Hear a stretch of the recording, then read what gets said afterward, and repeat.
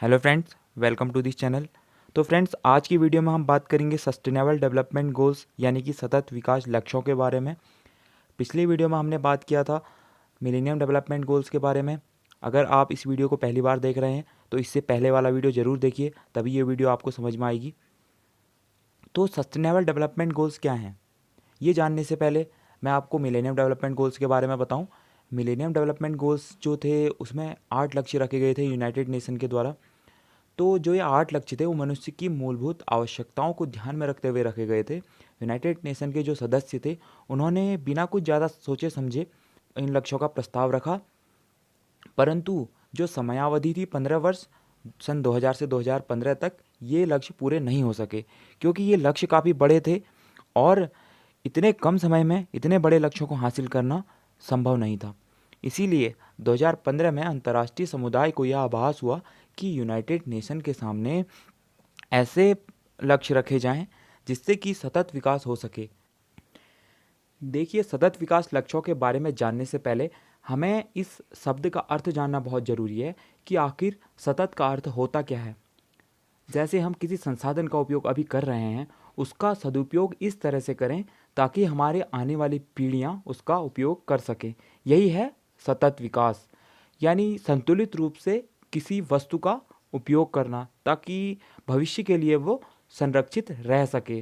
किसी संसाधन का अगर हम दुरुपयोग करते हैं, अगर हम अंधाधुंध उसका प्रयोग करते हैं, तो वो एक निश्चित समय में समाप्त हो जाएगी। अगर हम उसी संसाधन को अपनी आवश्यकता के अनुसार कम से कम उपयोग करें, जितनी हमें आवश्यक है उतना ही हम उसको उपयोग करें, तो वो हमारे आने वाली पीढ़ियों के लिए भी संरक्षित रह सकेगा।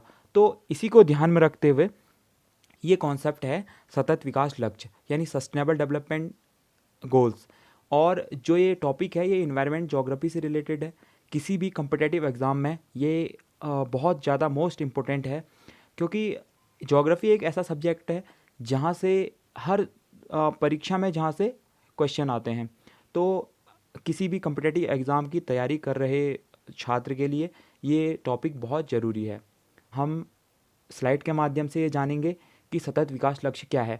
इसका सीक्वेंस आप याद रखिए, और ये 17 लक्ष्य जो हैं सतत विकास लक्ष्यों के अंतर्गत, ये क्या क्या हैं मैं आपको इस वीडियो में बताऊंगा। तो पहला लक्ष्य क्या है? गरीबी समाप्त करना। और दूसरा लक्ष्य है भुखमरी समाप्त करना।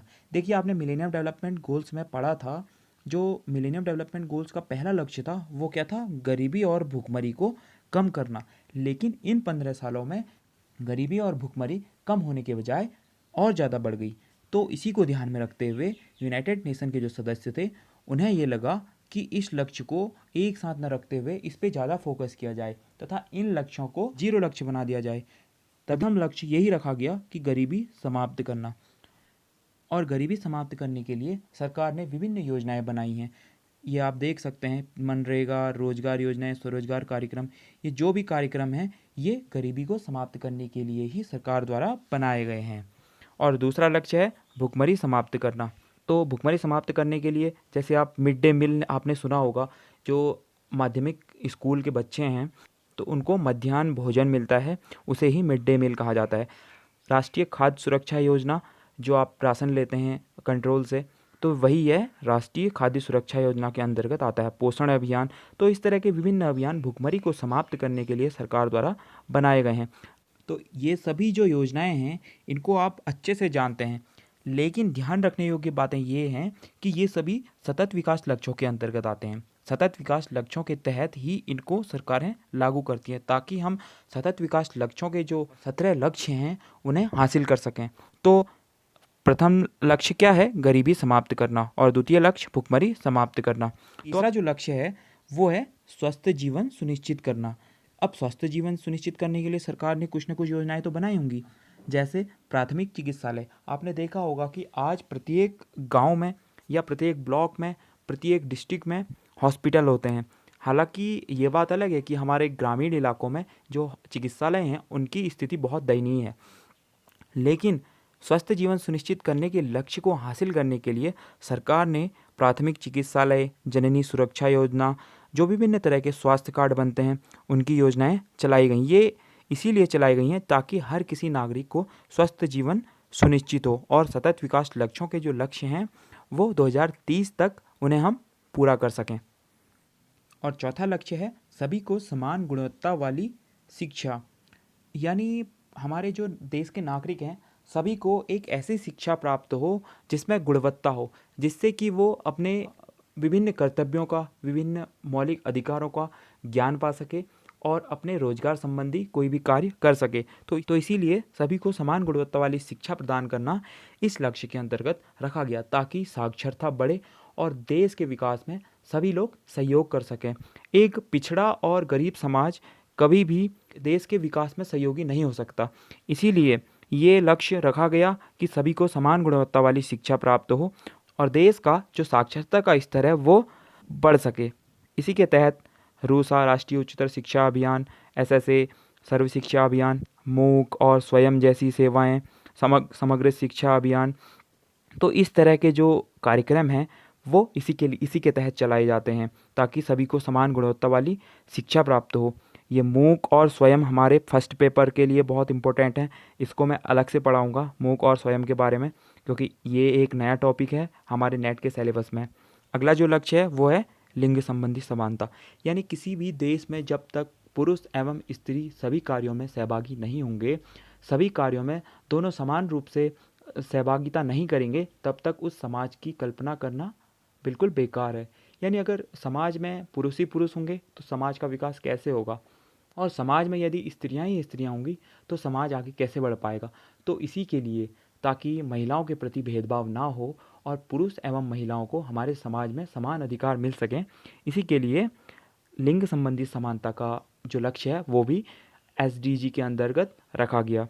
अब इसके अंतर्गत रोजगार में आरक्षण या संसद में आरक्षण, जैसे रोजगार में महिलाओं को आरक्षित सीटों का प्रावधान है। कोई भी जॉब के लिए कहीं हम अप्लाई करते हैं तो महिलाओं के लिए अलग से रिजर्वेशन होता है, तो इसी के तहत रखा गया ताकि महिलाएं भी हमारे देश के विकास में उतना ही सहयोग कर सकें जितना कि पुरुष करते हैं, और महिला एवं पुरुष दोनों मिलकर देश के विकास के लिए कार्य करें। अगला जो लक्ष्य है सस्टेनेबल डेवलपमेंट गोल्स का वो है छठा लक्ष्य, जल एवं स्वच्छता की उपलब्धता। देखिए, आपने देखा होगा भारत का जो पश्चिम बंगाल राज्य है और बिहार राज्य है, वहाँ पे क्या होता है, जल में फ्लोराइड और आर्सेनिक की अधिकता के कारण लोगों को ब्लैक फुट और दांतों के और हड्डियों के तमाम तरह के रोग हो जाते हैं। तो इसी तरह पूरे भारत में या पूरे विश्व में कहें, जो औद्योगिकरण हुआ है उसके कारण जो जल प्रदूषण बढ़ा है, उसी के कारण सभी जो मानव जीवन पर इतना बुरा प्रभाव पड़ा है कि बहुत सारे रोग हमारे दूषित जल को पीने से हो जाते हैं। तो इसी समस्या के समाधान हेतु एसडीजी के अंतर्गत ये लक्ष्य रखा गया ताकि सभी को स्वच्छ जल और स्वच्छता की उपलब्धता हो। तो इसी के तहत स्वच्छ भारत अभियान, राष्ट्रीय गंगा योजना, जल प्रदूषण पर प्रतिबंध, जैसे कोई फैक्ट्री या कोई भी औद्योगिक संस्थान है, अगर वो जल को जानबूझकर दूषित करता है तो उसके खिलाफ हम कार्रवाई कर सकते हैं। तो ये सब इसी के अंतर्गत, इसी उद्देश्य को पूरा करने के लिए ये अभियान चलाए जाते हैं। सातवां लक्ष्य है टिकाऊ सस्ती ऊर्जा उपलब्ध करवाना। देखिए, आज ऊर्जा हमारे मानव जीवन में इतनी ज़्यादा इम्पोर्टेंट है कि ऊर्जा के बिना हम कुछ नहीं कर सकते। अगर हमें खाना बनाना है तो हमें ऊर्जा की आवश्यकता है, अगर हम वाहन चलाते हैं तो हमें ऊर्जा की आवश्यकता है, अगर हम कपड़े धोते हैं तो हमें ऊर्जा की आवश्यकता है। तो जीवन के प्रत्येक कार्य में ऊर्जा इतनी इम्पोर्टेंट है कि उसके बिना मानव जीवन की कल्पना करना बहुत ही असंभव है। तो इसी के लिए ये लक्ष्य रखा गया, सभी को टिकाऊ, सस्ती और सुलभ ऊर्जा प्राप्त हो। इसके अंतर्गत national solar mission, Deendayal Upadhyay जीवन ज्योति योजना, जैसे प्रत्येक गांव में सभी के घरों में बिजली हो, ये तमाम तरह की जो योजनाएं हैं इसी लक्ष्य को पूरा करने के लिए चलाई जाती हैं। आठवां लक्ष्य है सतत आर्थिक विकास व रोजगार, यानी जो देश की जो आर्थिक व्यवस्था है उसको एक सतत रूप प्रदान करना, एक संतुलित रूप प्रदान करना, ताकि वह इस तरह से एक उसका ऐसा ढांचागत विकास हो ताकि हमारी आने वाली पीढ़ियां भी एक उचित आर्थिक व्यवस्था प्राप्त करें और रोजगार के अवसर उन्हें इस तरह से प्राप्त हों ताकि परिवार का भरण पोषण और पठन पाठन का कार्य सभी लोग कर सकें। तो इसी के तहत स्टार्टअप इंडिया, स्किल इंडिया, प्रधानमंत्री कौशल विकास योजना, स्वरोजगार कार्यक्रम, विभिन्न तरह के जो कार्यक्रम चलाए जाते हैं तो इसी लक्ष्य को पूरा करने के लिए चलाए जाते हैं। अगला जो लक्ष्य है 9वां, वो है टिकाऊ उद्योग व बुनियादी सुविधाएं उपलब्ध करवाना।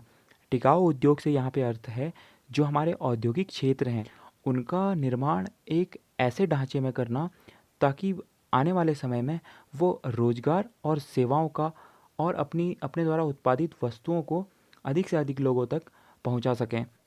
और बुनियादी सुविधाओं के अंतर्गत विभिन्न तरह के कार्यक्रम आते हैं, जैसे रोड और गांव का डेवलपमेंट है और जो हमारा शहर है उसका ढांचा किस तरह से निर्मित हुआ है, ये सभी बुनियादी सुविधाओं के अंतर्गत आते हैं।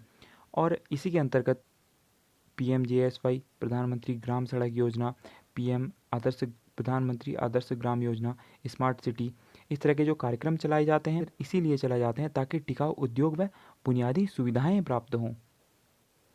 अगला जो लक्ष्य है वो है 10वां लक्ष्य, देश की भीतरी असमानता को कम करना।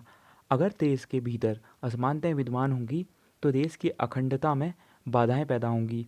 अगर देश के अंदर ही विभिन्न तरह की असमानताएं, चाहे वो धर्म को लेकर हों, चाहे वो भाषा को लेकर हों, चाहे वो जाति को लेकर हों, चाहे वह विभिन्न तरह के अन्य कारकों के ऊपर हों, तो इस तरह की जो असमानताएं हैं वो अगर बढ़ती गई तो देश का खंडन निश्चित है। इसीलिए जो विभिन्न तरह की पिछड़ी जातियाँ थी उनको आरक्षण देकर इस योग्य बनाना ये उद्देश्य रखा गया ताकि वो सामान्य जातियों से तुलना कर सकें। और एक भाषा एक झंडा, इस तरह के जो प्रावधान बनाए गए हैं वो देश की भीतरी असमानताओं को कम करने के लिए बनाए गए हैं ताकि किसी के अंदर ये भाव ना हो कि देश में मेरे साथ अन्याय हो रहा है। 11वां जो गोल है वो है शहरी मानव बस्तियों को टिकाऊ बनाना। आपने देखा होगा जो हमारे शहरों में विभिन्न जो बिल्डिंग बनी हैं उनको अगर कभी नुकसान हो जाता है, वो कभी गिर जाती हैं, कभी ढह जाती हैं या किन्हीं अन्य कारणों से उनमें नुकसान हो जाता है या उनका निर्माण इस तरह से होता है ताकि भविष्य में जो विकास कार्य किए जाते हैं उनमें वो बाधाएं उत्पन्न करती हैं या बाढ़ आ जाती है। इस तरह की जो विभिन्न तरह की जो समस्याएं उत्पन्न होती हैं वो इसीलिए उत्पन्न होती हैं जो हमारी शहरी बस्तियां हैं वो बिना किसी प्लानिंग के तैयार की गई हैं। जो पहले लोग होते थे वो बिना किसी प्लानिंग के कहीं पर को भी घर बना देते थे। उन्हें भविष्य में इस बात की चिंता नहीं होती थी कि कल के दिन रोड कहाँ से जाएगी, कल के दिन कोई भी विकास कार्य होते हैं तो वो कहाँ पे होंगे। तो इसी को ध्यान में रखते हुए आज के समय में विभिन्न तरह की जो प्लानिंग होती है वो इसीलिए होती है ताकि भविष्य में आने वाले समय में किसी भी बिल्डिंग को, किसी भी भवन को नुकसान ना हो। तो ये इसके तहत स्मार्ट सिटी या नगरीय योजनाएं इसी को सुदृढ़ बनाने के लिए विभिन्न कार्यक्रम चलाए जाते हैं। 12वां उद्देश्य है स्थायी खपत तथा उत्पादन पैटर्न सुनिश्चित करना। आपने देखा होगा हम लोग विभिन्न तरह की जो चीज़ें हैं वो विदेशों से इंपोर्ट करते हैं और विभिन्न तरह की जो हमारे देश में उत्पादित चीज़ें होती हैं वो एक्सपोर्ट करते हैं। और इसी बीच में कुछ ऐसी घटनाएं भी होती हैं जिससे कि हमारे देश के किसानों को बहुत नुकसान होता है, जैसे टमाटर की फसल सड़ जाना, आलू की फसल सड़ जाना या धान की फसल सड़ जाना। तो इस तरह जो उत्पाद होता है उसकी खपत नहीं हो पाती है। तो इन्हीं समस्याओं को ध्यान में रखते हुए इन्हीं समस्याओं से निपटने के लिए स्थायी खपत तथा उत्पादन पैटर्न सुनिश्चित करने के लिए विभिन्न तरह की योजनाएं चलाई जाती हैं। जैसे अभी हाल ही में आपने देखा होगा स्वदेशी अभियान, ये इसीलिए चलाया गया ताकि देश के जो अंदर के जो रोजगार कर रहे हैं लोग उनको नुकसान ना हो, देश के कृषकों को नुकसान ना हो, देश के उद्यमियों को नुकसान ना हो।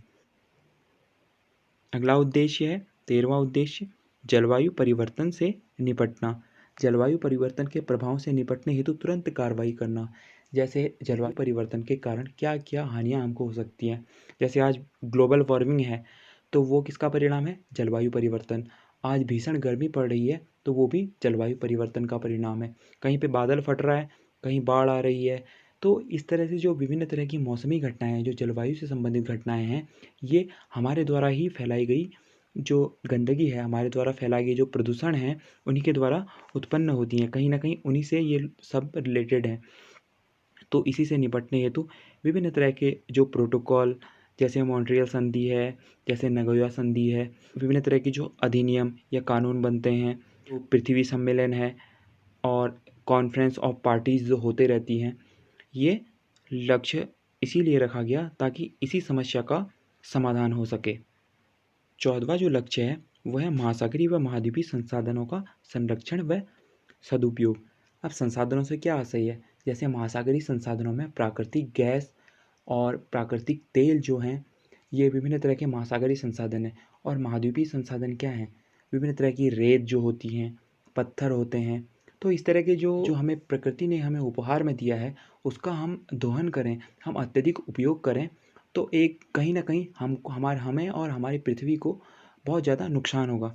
तो इसीलिए जो अत्यधिक व अवैध खनन पर जो प्रतिबंध है वो लगाया जाता है। इसके लिए विभिन्न तरह के पट्टा और जो पट्टाधारी होते हैं वही इसका खनन कर सकते हैं। और विभिन्न तरह की एजेंसियां, विभिन्न तरह की कंपनियां ही तेल शोधन कार्य कर सकती हैं।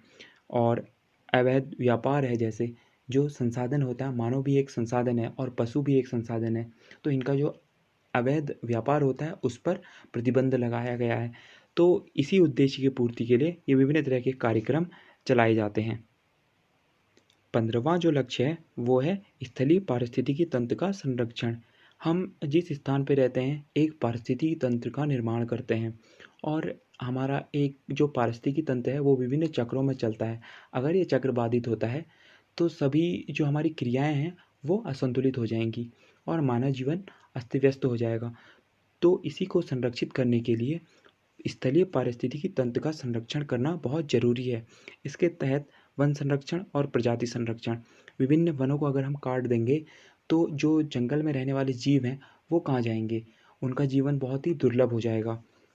यदि हम विभिन्न तरह के जो जंगल में प्रजातियां रहती हैं उनका अत्यधिक दोहन कर देंगे तो विभिन्न तरह की जो ऐसी प्रजातियां जो कि मनुष्य को नुकसान पहुंचा सकती हैं तो उनकी जो मात्रा है वो बढ़ जाएगी। इसीलिए वन संरक्षण और प्रजाति संरक्षण ये विभिन्न तरह के कार्यक्रम स्थलीय पारिस्थितिकी तंत्र का संरक्षण करने हेतु बनाए जाते हैं और विभिन्न तरह के कानून और नियम जो बनाए जाते हैं इसी लक्ष्य को हासिल करने के लिए बनाए जाते हैं। 16वां जो लक्ष्य है वह है सार्वभौमिक न्याय व शांतिपूर्ण समाज। देखिए, हमने समाज में एक ऐसी प्रक्रिया चलाई हुई है, अगर कोई गलत कार्य करता है, अगर कोई किसी को नुकसान पहुंचाता है तो उसके लिए दंड का प्रावधान है और सज़ा का प्रावधान है। तो ये इसी के लिए, इसी लक्ष्य को हासिल करने के लिए विभिन्न तरह के जो कानून बनाए जाते हैं वो इसीलिए बनाए जाते हैं ताकि किसी के मौलिक अधिकारों का हनन ना हो। तो कर्तव्य और विभिन्न तरह के मौलिक अधिकार इसीलिए बनाए जाते हैं ताकि किसी भी नागरिक का शोषण ना हो। और अगर शोषण होता भी है तो न्यायालय व न्याय प्रणाली एक ऐसी व्यवस्था बनाई गई है जिससे कि प्रत्येक नागरिक को न्याय मिल सके। 17वां व अंतिम लक्ष्य है विकास के लिए वैश्विक साझेदारी सुनिश्चित करना। यानी जो 1 से लेकर 16 तक जो भी लक्ष्य हैं इनको लागू करने के लिए वैश्विक साझेदारी सुनिश्चित करना, जिससे कि पूरा विश्व एक साथ मिलकर कार्य कर सके, क्योंकि अकेले ये काम नहीं हो सकते। इसीलिए 17वां एवं अंतिम लक्ष्य ये बनाया गया ताकि पूरे विश्व के जो देश हैं वो मिलकर कार्य कर सकें और विभिन्न लक्ष्यों की प्राप्ति कर सकें। मिलेनियम डेवलपमेंट गोल्स में भी आपने देखा था जो 8वां लक्ष्य था वो वैश्विक साझेदारी सुनिश्चित करना। यहाँ पे भी 17वां लक्ष्य ये बनाया गया कि पूरे विश्व मिलकर कार्य कर सकें ताकि सस्टेनेबल डेवलपमेंट गोल्स के जो लक्ष्य हैं वो पूरे किए जा सकें। तो ये थे सतत विकास के 17 लक्ष्य, जिन्हें हम एजेंडा 2030 के नाम से भी जानते हैं। आप चाहें तो स्क्रीनशॉट ले सकते हैं। आप इन 17 लक्ष्यों को याद रखिए क्योंकि एग्ज़ाम की दृष्टि से ये बहुत ज़्यादा ज़रूरी हैं, बहुत मोस्ट इम्पॉर्टेंट टॉपिक हैं किसी भी एग्ज़ाम से रिलेटेड, और हमारे नेट के एग्ज़ाम से रिलेटेड तो बहुत ज़्यादा इम्पोर्टेंट है। हर एग्ज़ाम में इनसे डायरेक्ट क्वेश्चन पूछे जा रहे हैं। तो आपको ये सभी 17 लक्ष्य जो हैं ये याद रखना है। और ये मिलेनियम डेवलपमेंट गोल्स और सस्टेनेबल डेवलपमेंट गोल्स क्यों बनाए गए थे और क्या इसका टाइम पीरियड था, ये सभी आपने फैक्ट जो हैं वो याद रखने हैं। आज की वीडियो में बस इतना ही। अगर आपको वीडियो अच्छी लगी तो लाइक ज़रूर कीजिए, सब्सक्राइब कीजिए और अधिक से अधिक शेयर कीजिए।